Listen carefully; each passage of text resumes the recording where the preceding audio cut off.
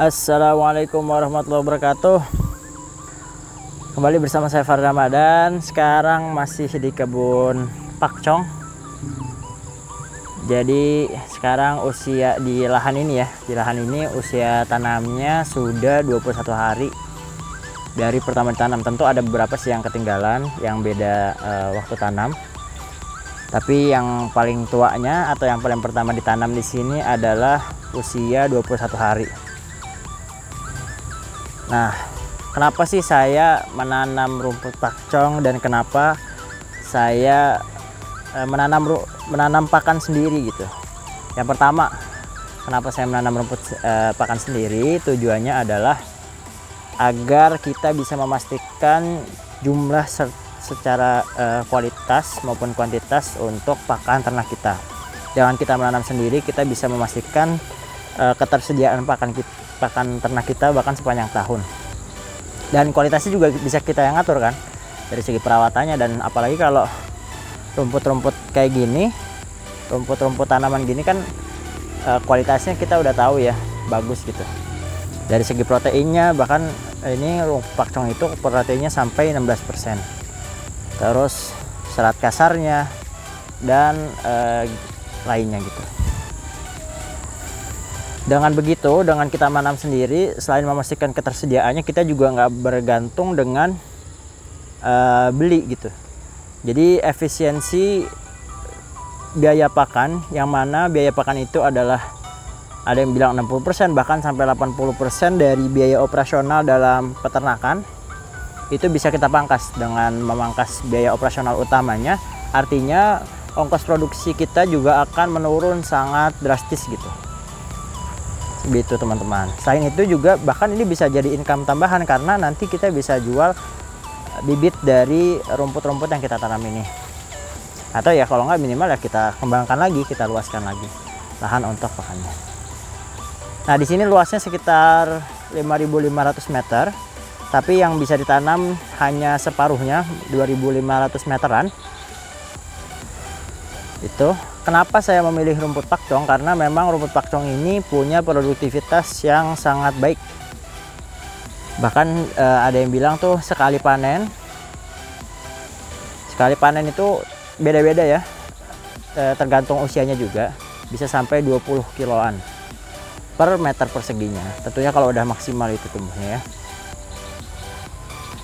Nah, selain itu juga protein, kayak tadi udah saya bilang ya, protein dan seratnya sangat baik, dimana rumput itu apalagi buat domba menjadi pakan yang utama ya, karena sebagai ruminansia mereka membutuhkan banyak sekali serat gitu, serat kasar.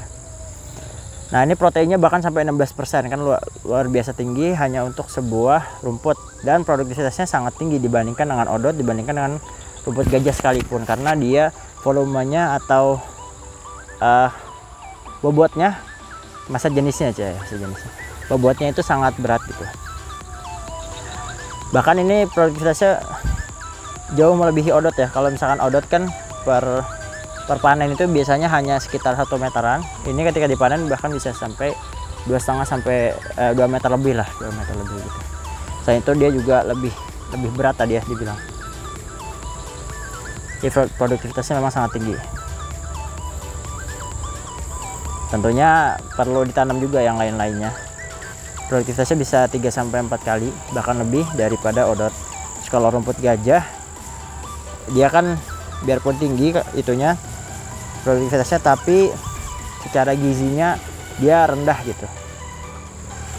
Ya, lihat ya, belakang saya tuh di sana. Produktivitasnya tinggi tapi nilai gizinya rendah. Selain itu juga banyak bulu-bulu yang bikin gatal, sehingga palatabilitas ya, atau si ternak itu nggak begitu akan lebih mudah gitu makannya, lebih lahap makan yang bulunya sedikit ya. Kan kita bisa lihat nih, tuh saya lihat nih, bulunya hanya ada di pangkal-pangkalnya saja. Kelihatan ya, semoga kelihatan ya, ini pangkal-pangkalnya aja, tapi kalau di sininya nggak ada tuh. Ini ada ya, kena ini.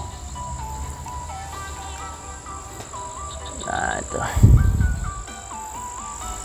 Selain itu kita juga bisa di sela-sela penanaman hijauan pakan ternak, kita juga bisa tumpang sari nih. Kayak di sini kan ada beberapa ditanam pisang ya. Jadi bisa di sela-selanya, apalagi tanah Indonesia kan masih subur gitu. Jadi harus dimaksimalkan dengan baik sekali. Dengan adanya tanaman lain seperti pisang contohnya, itu kita bisa menambah income bahkan sumber pakan juga. Misalkan buahnya nanti bisa dijual atau dikonsumsi sendiri gitu.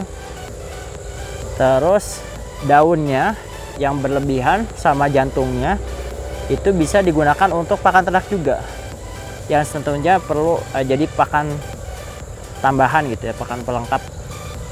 Tentunya kan ketika kita memberikan banyak hijauan berbagai macam gitu, nanti gizinya akan saling melengkapi, dan tentunya si domba atau kambing atau ternak yang kita piara juga akan lebih senang karena dia punya banyak variasi makanan. Ibaratnya kayak kita lah, kalau misalkan kita makan nasi padang ya sehari sih emang enak gitu, tapi kalau tiap hari makan nasi padang kan bosan juga ya.